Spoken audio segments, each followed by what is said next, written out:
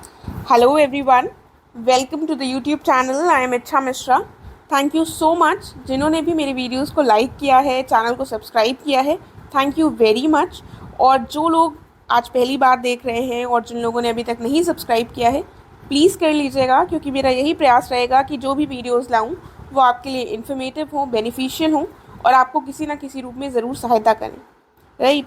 तो बिल्कुल भी मत भूलिएगा और सब्सक्राइब ज़रूर कर लीजिएगा, और अगर वीडियो अच्छा लगे तो उसको लाइक भी ज़रूर कीजिएगा. तो इसमें हम बात क्या करने वाले हैं? इसमें हम बात करने वाले हैं एनसीईआरटीज़ की, जो आपने ऑलरेडी पढ़ लिया होगा. Importance of NCERTs. देखिए, ये क्वेश्चन मुझसे बहुत पूछते हैं सब लोग कि एनसीईआरटीज़ क्या करें मैम, हम क्या 6 से 12 तक की सारे सब्जेक्ट्स की एनसीईआरटीज़ पढ़ें या 9 से 12 तक की पढ़ें या क्या करें. राइट. देखिए, इसको बताने से पहले मैं आपको ये बता दूं कि कोई भी इसमें डाउट नहीं है कि एनसीईआरटीज़ बहुत अच्छी बुक है. राइट. बहुत इजी टू अंडरस्टैंड है, इंटरेस्टिंग लगती हैं. हम खुद पढ़ते हैं तो हमको चीज़ें समझ में आ जाती हैं. ऐसा कुछ भी नहीं है जो हमको इसमें समझ में ना आता हो, क्योंकि ये बच्चों के लिए, स्पेशली जो 6 से 8 वाली होती हैं, वो तो काफ़ी ज़्यादा चाइल्डिश होती हैं. आसान भाषा में, इंटरेस्टिंग वे में लिखी होती है और हमें सारी चीज़ें आसानी से समझ आ जाती है. राइट. तो बहुत अच्छी बुक है. लेकिन अब हमारा फोकस क्या है कि हम चीज़ों को समझकर हमें एग्ज़ाम क्वालिफाई करना है. ये है हमारा मोटो. कई बार जब आप एनसीईआरटीज़ में चैप्टर्स पढ़ेंगे तो आप ये नहीं निकाल पाएंगे कि इसमें इम्पोर्टेंट क्या था. पूरा आपको समझ आ जाएगा, आपको इंटरेस्टिंग भी लगेगा, लेकिन आपको ये नहीं समझ में आएगा इससे क्वेश्चन कैसे पूछ लेंगे. ठीक है. तो ये सारी थोड़ी थोड़ी चीज़ें होती हैं जो शायद कोई नहीं बताता है, और ये हमारे लिए कन्फ्यूजन क्रिएट कर देती है. ठीक है. तो सबसे पहले तो मैं ये बताऊं कि मेरे हिसाब से 6 से 8 तक की जो एनसीईआरटी की किताबें हैं, इनका जो मैटर होता है वो कहीं ना कहीं रिपीटेटिव होता है. 9 से 12 तक में आपको मिल जाता है. राइट. तो अगर आप सोच रहे हैं कि आप एनसीईआरटी की बुक्स रेफ़र करेंगे तो आप 9 से शुरू कर सकते हैं. 6 से 8 वाली किताबों में जाने की ज़रूरत नहीं है. अगर आप जाना चाहते हैं तो कोई रोक नहीं रहा है आपको, लेकिन ये वाली चीज़ें आपको कहीं ना कहीं यहाँ पर मिल जाएंगी. राइट.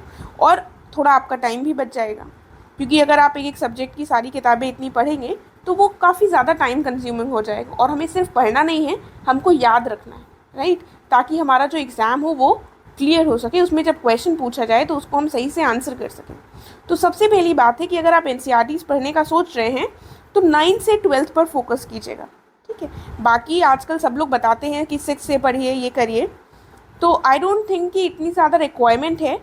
और लोग क्यों बताते हैं, इसका भी कोई ऐसा जेन्युइन रीज़न नहीं है. वो थोड़ा चला ही आ रहा है कि 6 से 12 पढ़िए, 6 से 12 पढ़िए, और सबके कोर्सेज भी अवेलेबल होते हैं तो 6 से 12 तक के अवेलेबल होते हैं. तो शायद इसलिए सब लोग इतना बोलते हैं. अदरवाइज़ 9 से 12 तक की एनसीईआरटीज़, अगर आप एनसीईआरटी से पढ़ना चाहते हैं सिर्फ, सो 9 से ही शुरू कीजिए. राइट. और तब आप पढ़ें तो आपको लगे नहीं काफ़ी टफ है, मुझे कुछ समझ नहीं आ रहा, तब आप एक स्टेप बैक ले सकते हैं और आप छोटी क्लासेस की से शुरू कर सकते हैं. अदरवाइज़ शुरुआत करने के लिए यहाँ से शुरू किया जा सकता है. अब बात आती है कि हमें सारे सब्जेक्ट्स के लिए एनसीईआरटीज़ पढ़ने की ज़रूरत है. तो उसका आंसर है नहीं. राइट. तो सबसे पहले हम सब्जेक्ट्स देख लेते हैं मोटे मोटे, हमें कौन कौन से सब्जेक्ट्स पढ़ने होते हैं. सबसे पहले हमको पढ़ना होता है हिस्ट्री, जिसमें 3 पार्ट्स हैं: एंशियंट, मेडिवल और मॉडर्न. ठीक है. उसके बाद आती है हमारी पॉलिटी. राइट. फिर आ जाती है हमारी इकोनॉमिक्स, फिर ज्योग्राफी, और उसके बाद आता है साइंस. और साइंस के 3 पार्ट्स हो जाते हैं: फिज़िक्स, केमिस्ट्री और बायोलॉजी. राइट. उसके बाद आ जाता है एनवायरनमेंट. फिर हमारे कौन से सब्जेक्ट्स बचे? इसके अलावा हमारा बचता है यहाँ पर science, geography, environment, history, polity, economy. सारे मोटे मोटे सब्जेक्ट्स हमने ले लिए हैं, कोई ऐसा सब्जेक्ट यहाँ पर नहीं बच रहा है. तो इतने जो सब्जेक्ट्स हैं इनको हमें किस हिसाब से पढ़ना चाहिए, इनमें से क्या सारे सब्जेक्ट्स के लिए हमें देखनी चाहिए तो एनसीईआरटीज़ को? तो नहीं, हमें सारे सब्जेक्ट्स के लिए नहीं देखनी चाहिए. क्या करना होगा हमें? देखिए, ये सब्जेक्ट्स हैं हमारे जो हमको पढ़ने हैं. राइट. बेसिकली ये प्रीलिम्स के सब्जेक्ट्स की बात हो रही है, तो ये सारे सब्जेक्ट्स को हमको कवर करना है. अब हम देखते हैं हमें कौन से सब्जेक्ट्स के लिए एनसीईआरटीज़ पर फोकस करना चाहिए और किन सब्जेक्ट्स पर नहीं. तो सबसे पहले हम देखेंगे, देखिए सबसे पहले हमारा जो सब्जेक्ट आता है वो आता है पॉलिटी. तो आप पॉलिटी अगर पढ़ने जा रहे हैं तो आई थिंक लक्ष्मीकांत बुक से अच्छा कोई भी सोर्स नहीं है. पूरी तरह से आप लक्ष्मीकांत पर निर्भर हो सकते हैं। यूपी पीसीएस एग्ज़ाम के लिए लक्ष्मीकांत के अलावा आपको कोई भी दूसरी बुक पॉलिटी के लिए पढ़ने की ज़रूरत नहीं है। अगर आप इसको अच्छे से प्रिपेयर कर लेते हैं, इसमें आसान भाषा में लिखा है, इतना कुछ टफ नहीं है कि आप समझ ना पाएँ, तो पॉलिटी आपकी यहाँ से कवर हो जाएगी।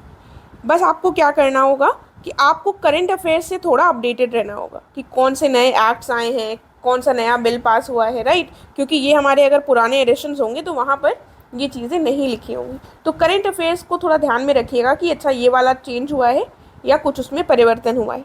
बस लक्ष्मीकांत तक ही सीमित रहिए, क्योंकि हमारा मोटो है यहाँ पर एग्ज़ाम निकालना। हम एक ही चीज़ को 10 बार पढ़ेंगे, 20 बार पढ़ेंगे तो वो हमें पूरी तरह से रट जाएगी और एग्ज़ाम में हमारा क्वेश्चन गलत नहीं होगा। और अगर हम एक ही के लिए हम एक बार सारी एनसीईआरटीज़ भी पढ़ लें 6 से 12 तक, फिर हम लक्ष्मीकांत भी पढ़ लें, तो ना ही वो फीजिबल है हमारे लिए और ये बहुत ज़्यादा टाइम टेकिंग भी हो जाएगा, साथ में सारी चीज़ें हम याद नहीं रख पाएंगे। ठीक है, जो एक जगह हमें एक सोर्स दिया हुआ है उसको रेफर कर कर हम अच्छे से पॉलिटी को कंप्लीट कर सकते हैं। उसके बाद आता है हमारा अगला सोर्स, वो है शंकर आईएएस के नोट्स। हम एनवायरनमेंट के लिए रेफ़र कर सकते हैं। इसके लिए भी आपको एनसीईआरटीज़ में ज़्यादा जाने की ज़रूरत नहीं है, इन पर निर्भर रहिए और साथ में क्या, करंट अफेयर्स, राइट। ये हो गया हमारा। फिर आता है मॉडर्न हिस्ट्री। मॉडर्न हिस्ट्री के लिए एक जो बहुत अच्छा सोर्स है वो है हमारी स्पेक्ट्रम किताब। बहुत अच्छी किताब है, इसमें भी आपको पढ़ेंगे तो आपको चीज़ें समझ में आएंगी, क्योंकि अगर हम एग्ज़ाम देने जा रहे हैं तो थोड़ा तो हमारी अंडरस्टैंडिंग होती है ना चीज़ों की। ऐसा नहीं है कि हमको एनसीईआरटीज़ की ही ज़रूरत है यहाँ पर, राइट। इसके अलावा क्लास 11 की जो एनसीईआरटी की मॉडर्न इंडिया की बुक है बिपिन चंद्रा की, उसको भी आप रेफ़र कर सकते हैं। ठीक है, तो इसको ज़रूर पढ़िए और इसको भी आप साथ में, आपके पास टाइम है तो इसको भी पढ़ सकते हैं, राइट। स्पेक्ट्रम बहुत इंपॉर्टेंट है और ये आपके टाइम के ऊपर निर्भर करेगा कि आप और स्ट्रेंथन करना चाहते हैं अपना सब्जेक्ट और साथ में आपके पास टाइम भी है तो इसको पढ़ लीजिएगा। फिर हम देखते हैं एंशिएंट और मेडिवल हिस्ट्री। देखिए, जो मैं एनसीईआरटीज़ बता रही हूँ इसमें बेसिकली आपको 11th 12th की ही दिखेंगी, तो यहाँ पर मैंने कोई 6th और 7th और यहाँ तक कि 9th 10th की एनसीईआरटीज़ भी नहीं डिस्कस की हैं। तो जो मोस्ट इम्पॉर्टेंट एनसीईआरटीज़ हैं उनके बारे में हम बात कर रहे हैं यहाँ पर। एंशिएंट और मेडिवल हिस्ट्री की जब बात आती है तो सबसे अच्छी जो यहाँ पर किताबें हैं इसके लिए वो तमिलनाडु जो बोर्ड है उसकी क्लास 11 और 12th की एनसीईआरटीज़, इनको आप रेफ़र कर सकते हैं, राइट। इसके अलावा दो ऑप्शंस हमारे पास और हैं। एंशिएंट इंडिया के लिए आर एस शर्मा क्लास 11 की एनसीईआरटी और मेडिवल इंडिया के लिए सतीश चंद्रा एनसीईआरटी क्लास 11 की, राइट। तो ये बुक्स भी आपके पास ऑप्शन में है। आप चाहें तो यहाँ पर अगर आपको एक चूज़ करना है तो मेरे हिसाब से जो इन दोनों में और इसमें, इसको चूज़ करना ज़्यादा बेहतर इसलिए रहता है, हालांकि इसमें थोड़ा डिटेल कम दी हुई है, ये ज़्यादा डिटेल्ड हैं, तो अगर आपको हिस्ट्री पढ़ना इंटरेस्टिंग लगता है, मज़ा आती है, तो इसको पढ़ सकते हैं आप आराम से। लेकिन यहाँ पर आपको चीज़ें ज़्यादा क्रोनोलॉजिकल ऑर्डर में और एग्ज़ाम के लिए ज़्यादा पॉइंटेड चीज़ें, आपको टू द पॉइंट चीज़ें ज़्यादा बेहतर तरीके से इन किताबों में मिल जाएंगी, राइट। तो पहला चॉइस इसको रखिए और अगर आपके पास टाइम है तो आप इनको भी रेफ़र कर सकते हैं, ठीक है। सोर्सेज को लिमिटेड रखने की कोशिश कीजिए, ये बहुत इंपॉर्टेंट है, क्योंकि हम पूरी प्रिपरेशन के फेज़ में सिर्फ सोर्सेज के पीछे भागते रहते हैं, राइट। और सोर्सेज के पीछे भागते भागते हमारे हाथ में कुछ भी नहीं लगता है। इसीलिए इम्पॉर्टेंट है कि हम सोर्सेज को सीमित रखकर उसी को बार बार रिवाइज करें। फिर आगे देखते हैं हम। फिर आता है अगला टॉपिक, अगला जो सब्जेक्ट है वो है हमारा ज्योग्राफी। देखिए, ज्योग्राफी के लिए क्लास 11 और 12 की एनसीईआरटीज़ अच्छी बुक्स हैं, अच्छा ऑप्शन है। ज्योग्राफी में थोड़ा समझना भी होता है तो ये हमारी इसमें हेल्प करेंगी, राइट। और ज्योग्राफी के लिए एक किताब हमारे पास और है जिसका नाम है जीसी लियोंग, ठीक है। तो पहले इसके लिए एनसीईआरटीज़ पढ़िए ज्योग्राफी के लिए, उसके बाद जीसी लियोंग बुक को रेफ़र कर सकते हैं, राइट। तो इससे हमारी ज्योग्राफी की अच्छी खासी अंडरस्टैंडिंग हो जाएगी। उसके बाद आता है इकोनॉमिक्स। देखिए, इकोनॉमिक्स में भी थोड़ा समझना पड़ता है, चीज़ें थोड़ी अंडरस्टैंडिंग डेवलप करनी पड़ती है, क्योंकि कई बार हमारा इकोनॉमिक्स सब्जेक्ट नहीं होता है स्कूल और कॉलेज में, तो हमें नहीं समझ में आती है। तो ये 10th 11th और 12th की एनसीईआरटीज़ आप रेफ़र कर सकते हैं इसके लिए। और इसके साथ इसके एक और किताब है जिसका नाम है रमेश सिंह, ठीक है, जो मुझे लगता है कि इतनी डिफ़िकल्ट नहीं है समझने में, और आप इसको पढ़ेंगे अगर तो आपको चीज़ें आसानी से समझ आ जाएंगी। लेकिन फिर भी मैं रिकमेंड करूँगी कि इनको पहले पढ़िए और फिर अगर आपको टाइम मिलता है तो रमेश सिंह को आप रेफ़र कर सकते हैं। अब यहाँ पर जो सब्जेक्ट नहीं लिखा है वो है हमारा साइंस। देखिए साइंस मैंने यहाँ पर नहीं लिखा है, और यहाँ पर हम बात बेसिकली यूपी पीसीएस के लिए ही कर रहे हैं। तो अगर आप साइंस के लिए मुझसे पूछेंगे तो मैं एनसीईआरटीज़ यहाँ पर रेफ़र नहीं करूँगी। साइंस के लिए आप ल्यूसेंट जैसी बुक पर रेफ़र कर सकते हैं, पर निर्भर रह सकते हैं, ठीक है। क्योंकि अगर आप प्रीवियस ईयर के पेपर्स को देखेंगे तो ल्यूसेंट से अगर आप साइंस थोड़ी बहुत पढ़ लेंगे तो उससे हमारा काम चल जाएगा, राइट। यहाँ पर हमको एनसीईआरटीज़ का ज्ञाता नहीं बनना है या किसी भी सब्जेक्ट का ज्ञाता नहीं बनना है। यहाँ पर हमारा मोटो है अपना प्रीलिम्स क्वालिफाई करना। समझ रहे हैं आप? तो आई होप आप लोग समझ गए होंगे। और हमने ये जितने भी सब्जेक्ट्स हैं जिनके लिए एनसीईआरटीज़ हमको रेफ़र करनी चाहिए और कौन कौन सी क्लासेस की रेफ़र करनी चाहिए वो यहाँ पर डिस्कस किए हैं। एंड इनके साथ 2-3 चीज़ें और याद रखिएगा कि जो भी आप सब्जेक्ट पढ़ रहे हैं उनका करंट अफेयर्स में देख लीजिएगा कि क्या न्यूज़ चल रही है। तो जैसे पॉलिटी में मैंने एक्ट्स के बारे में बताया आपको, तो वो चीज़ें इंपॉर्टेंट हो जाती हैं।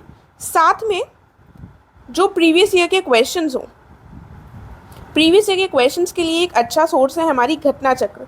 घटना चक्र में यूपी पीसीएस के द्वारा जितने भी एग्जाम्स कंडक्ट करवाए जाते हैं सबके क्वेश्चंस होते हैं उसमें, और साथ में वो दूसरे स्टेट्स के भी क्वेश्चंस प्रीवियस ईयर के देते हैं टॉपिक वाइज।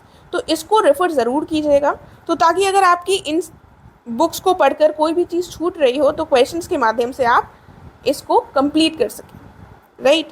तो आई होप आप ये कन्फ्यूजन नहीं रहना चाहिए कि हम एनसीईआरटीज़ कहाँ से पढ़ें, क्या पढ़ें, क्लास 6 से शुरू करें या एनसीईआरटीज़ पढ़नी बहुत ज़रूरी है, कि आप बिना एनसीईआरटीज़ के सिलेक्शन नहीं होता।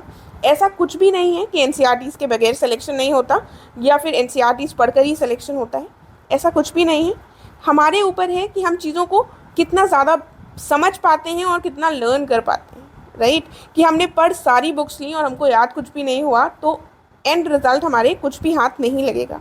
तो फ़िलहाल इस वीडियो को मैं यहीं पर एंड करूँगी, और आई होप आप लोगों को जो भी यहाँ पर एनसीईआरटी की बुक्स बताई हैं उनको आप रेफ़र करेंगे, और बाकी के लिए भी जो सोर्सेज बताए हैं उनको आप रेफ़र करेंगे। और प्रीलिम्स के लिए, यूपी पीसीएस प्रीलिम्स के लिए आपको बस इतने ही सोर्सेज को रेफ़र करना है। हालांकि ये भी इतने कम नहीं हैं, थोड़े ज़्यादा ही हैं, लेकिन आप इतने सोर्सेज को रेफ़र कर कर आराम से लग जाइए और आपका प्रीलिम्स का जो स्टैटिक पोर्शन है वो पूरा कवर हो जाएगा और आपका एग्ज़ाम क्वालिफाई हो जाएगा, राइट। साथ में आपको करंट अफेयर्स वगैरह भी देखना होगा, लेकिन फ़िलहाल स्टैटिक के लिए इतना देख लीजिए और अच्छे से पढ़ाई कीजिए। बस बार बार रिवाइज़ करते रहिए, वो बहुत इम्पॉर्टेंट है। तो इसके साथ मैं एंड करती हूँ। Thank you so much. Channel के साथ जुड़े रहिएगा। टेलीग्राम चैनल से भी आप जुड़ सकते हैं जिसका लिंक मैं डिस्क्रिप्शन में डाल दूँगी। Thank you very much.